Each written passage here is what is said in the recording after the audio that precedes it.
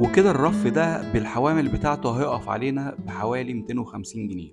حبايب قلبي اللي متابعيني من المحافظات وما بيقدروش يجوا القاهرة، النهاردة خدت العربية أنا وواحد صاحبي وقلنا نروح نشوف أيكيا بيعمل إيه. نشوف أيكيا بيعمل إيه قبل رمضان. لو مش عارف تروح إزاي أيكيا، في فرعين، في فرع في الشيخ زايد وفرع في التجمع الخامس، وبما إن التجمع الخامس أقرب لي بكتير فهقول لك تروح إزاي. هتركب أي حاجة من الدائري، أي حاجة رايحة التجمع الخامس، وهتنزل عند كايرو فيستيفال سيتي، وتقدر تدخل من المول نفسه وتقدر تدخل من ايكيا على طول. واول حاجه فكرنا فيها اول ما دخلنا من الباب قلنا ندخل على الارفف على طول. هي الخامه حلوه، يعني مش قد كده بس هي حلوه، لكن طبعا مش خشب زان ولا خشب ارو، بس الفينش بتاعهم نظيف جدا جدا جدا، حتى في الصور هيبقى حلو جدا. في اشكال كتير من الارفف والوان، في ابيض وفي اسود وفي احمر وفي اخضر طبعا، بس طبعا يعني الابيض والاسود هيبقى كويس جدا البيزكس يعني. في بقى ارفف تانية بالحوامل، الحامل الواحد كان ب50 جنيه والرف نفسه ب145 جنيه.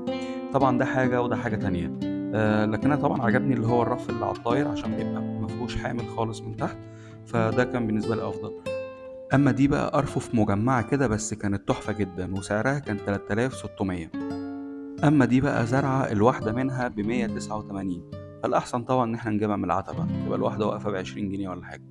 أما نيجي هنا بقى على الشمع الفواحة، دي جميلة جدا جدا، كانت ال30 قطعة ب179، فحلوة جدا. دي بقى الترابيزة الأشهر على الإطلاق في أيكيا، طبعا هي عملية جدا وخفيفة جدا وسهلة التركيب. دي كانت ب200 زمان، دلوقتي بتبدأ من 600 و700، والصغيرة منها ب355 وكده، هي عليها عرض.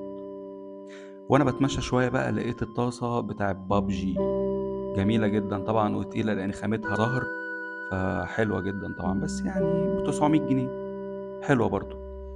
انا عجبني بقى الكورنر ده شويه زرع كده هجين صبار هم اللي عاملينه، بس شكله جامد جدا، وطبعا يعني سهل جدا يتحط في اي حاجه، على مكتب، على سيت اب لو بتصور اي حاجه، وكان شكله جامد جدا تحفه طبعا، بس كان سعر الواحده يعني 300 جنيه.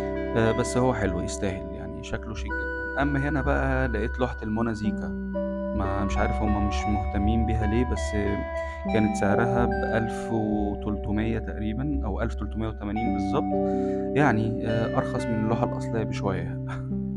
وحاجات كتير جدا عليها عروض، بس طبعا المكان كبير جدا، وانصحكم لو هتروحوا في سهم بيبقى على الارض لازم تمشوا عليه عشان خاطر ما تتوهوش، لان هو المكان اصلا معمول على شكل متاهة عشان تدخل ما تطلعش. دي طبعا الترابيزة اللي احنا شرحناها جامدة جدا، عملية طبعا، ده شكل المكان من بعيد. انصحكم طبعا لو هتروحوا ايكيا تروحوا شهر 10، لان ده بيبقى تقريبا عيد ميلاد ايكيا، فبيبقى فيه عروض حلوة جدا، هتستمتعوا وهتدعوا لي. اما بقى لو في حاجات معينة في ايكيا عايزيني اشوفها لكم واعمل لكم فيديو عشانها، ممكن تكتبوا لي في الكومنتات، تعليقاتكم طبعا بتفرحني جدا، وقولوا لي انتوا محتاجين بالظبط تشوفوا انهي ركن، في طبعا اوض النوم وفي اوض الاطفال. وده كان فيديو النهارده من التجمع الخامس ايكيا.